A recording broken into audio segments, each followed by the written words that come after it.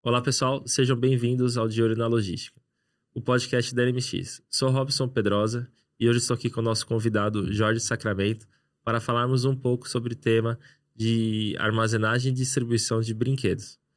Mas antes de entrarmos no assunto, deixe-me apresentar brevemente a LMX. Somos especializados em operações logísticas e customizadas, fornecendo soluções sobre medidas para otimizar a operação da sua empresa. Nosso compromisso é proporcionar um atendimento personalizado, que alinha o nosso conhecimento em logística, armazenagem e gestão operacional para assim impulsionar o sucesso do seu negócio. E hoje, então, a gente consegue melhorar todo o processo na cadeia dos clientes, né, Jorge? Entrando um pouquinho no assunto, já sobre a parte de armazenagem, brinquedos, o que você acha como principal importante na hora de a gente falar sobre esse processo? Bom, primeiramente, obrigado aí pelo convite. É um prazer inenarrável estar participando mais uma vez, estar compartilhando o nosso conhecimento na área de logística com toda a nossa audiência, né? Então, nesses pontos, os pontos principais de armazenagem de brinquedo seria o recebimento e armazenagem segura, a gestão do estoque, separação e expedição ágil e a distribuição eficiente, né, em toda a cadeia. Esses seriam os pontos principais. Legal. Então aqui o brinquedo, a gente quando fala de brinquedo, ele tem os brinquedinhos pequenos, os grandes, médios. E acho que o principal tema quando a gente analisa a armazenagem de brinquedo é o volume, né? Porque o brinquedo normalmente ele é um produto leve e ele tem a cubagem, né? Quando a gente fala de cubagem, a maioria das pessoas, quando você recebe em casa, você vê que quando você pega um brinquedo, ele tem praticamente mais embalagem do que o próprio brinquedo em si, porque ele tem muita proteção. E aí ele amassa muito fácil, né? Eu acho que isso é principal. Quando você começa uma análise de armazenagem de brinquedo, você começa a pensar realmente na embalagem do material, né?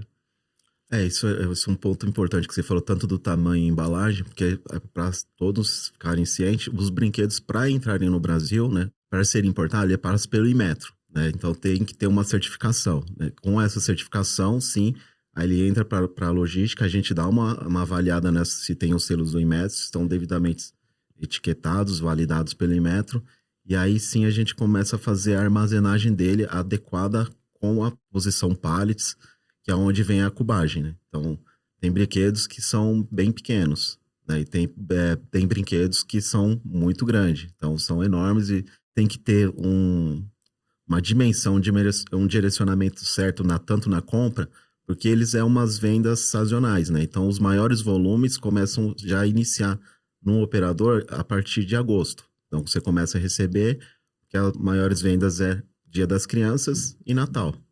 Não, legal. Ó, sabendo da sazonalidade, quando, né, a gente gerencia o estoque, você já começa a dimensionar o estoque ali para o final do ano, então, né? Para o meio, para o final do ano, para você ter o espaço para receber o material. E você também, como que você prepara, né, o processo hoje? Então, a gente já, sabendo da sazonalidade, então a gente já prepara a equipe, né? Então, todo o time nosso já começa a ficar adequado para fazer esse atendimento, né? Tem as questões do picking, que é um ponto importante também. Então, o abastecimento do picking ali tem que ficar 100% cheio. O picking que a gente fala é aquela posição de baixo. Para quem não conhece, então sim, o picking, né? A gente fala, tem um pulmão e o picking, então nível alto, que é o pulmão, e o picking é o nível de baixo para fazer o apanho mais rápido da mercadoria, né? Então já tem que deixar ele 100% abastecido para quando começar a migrar os pedidos via integração, a gente já ter uma agilidade muito grande na nossa cadeia logística, né? Legal. E aí depois, então, né, identificamos o material, embalagem, né, armazenando. Qual que é a próxima etapa ali da... Sim, então já falamos do recebimento, né, armazenagem, gestão do estoque, agora vem a parte da separação, né, separação e expedição ágil, né, que seria o abastecimento do picking, onde entra a separação ágil, e a expedição seria a montagem do packing, né? Então, muitas vendas não saem caixa fechada, que é que a gente chama de caixa master. Então, muitas vendas são fracionadas. Então, a gente monta o packing para fazer distribuição loja a loja, né? Que é assim, brinquedo é uma grande rede de varejista que compra, né? Então tem que fazer o abastecimento loja a loja, e muitas dessas lojas são em shoppings, né? Onde tem que fazer um agendamento prévio com a janela do cada shopping.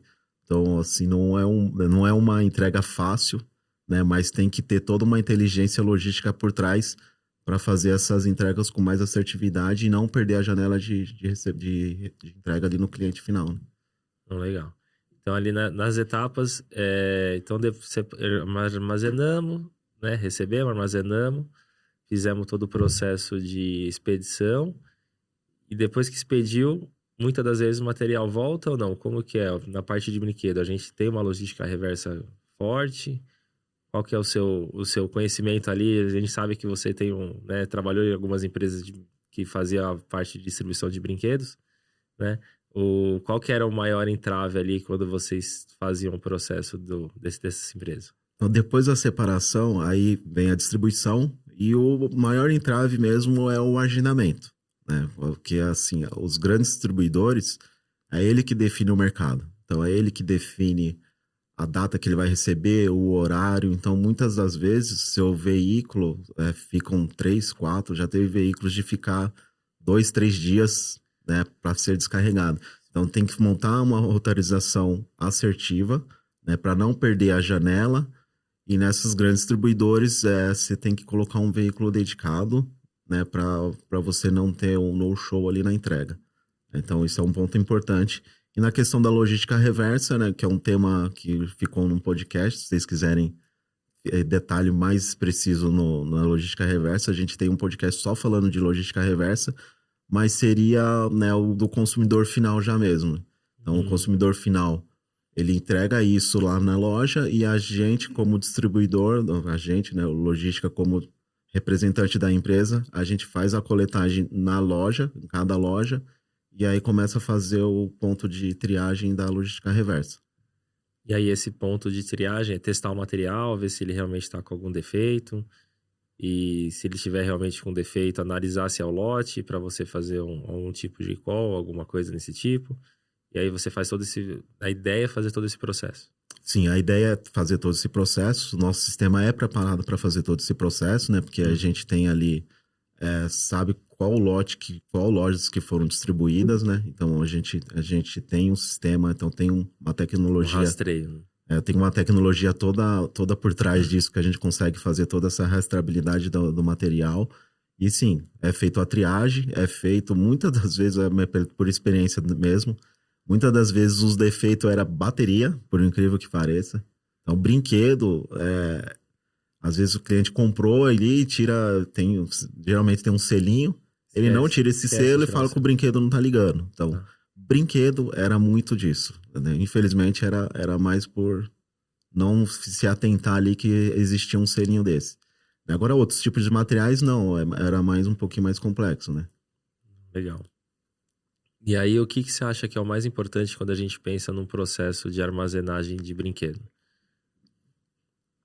Porque muitas das vezes que a gente vê nas gôndolas e nas lojas é uma caixa amassada, né? É a falta do cuidado ali que o material tá condicionado, né? Eu acho que isso é uma coisa que é muito importante a gente pensar.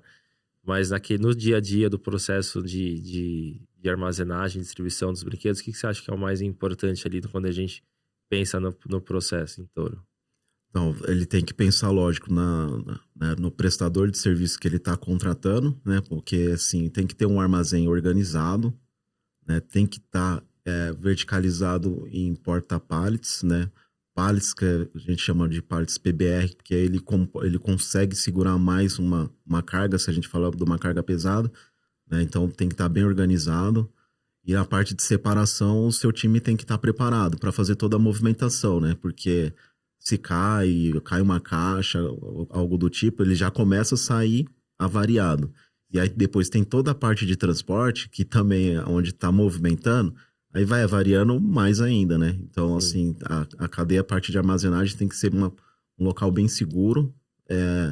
O seu time tem que estar muito bem preparado para fazer o manuseio ali do material. A transportadora também tem que estar bem orientada, né? Como fazer toda essa separação, essa movimentação de carga, de transferência também, que, né, com o Brasil muito extenso. Então, tá aqui no Sudeste, você vai levar uma carga lá pro Norte, então vai passar por várias transferências ali, né? Porque a carga não vai direto. Então, o ponto importante inicial é a armazenagem mesmo e o transporte tem que ficar bem alinhado. Legal. Não, obrigado, Jorge. Acho que pode agradecer o pessoal, porque a gente chegou no fim do episódio de Olho na Logística. Obrigado por acompanhar o nosso podcast. É um prazer tê-los conosco. Obrigado a todos, mais uma vez, por estar compartilhando o nosso conhecimento aí. Se você gostou do episódio, não esqueça de nos seguir no LinkedIn e no Instagram, para ficar atualizado com mais dicas valiosas sobre armazenagem e logística. Se você tiver uma dúvida ou quiser falar sobre algum tema que a gente não falou ainda em algum dos nossos episódios, pode deixar seu comentário embaixo, que a gente vai, com certeza, colocar esse tema no próximo podcast. Muito obrigado e até a próxima.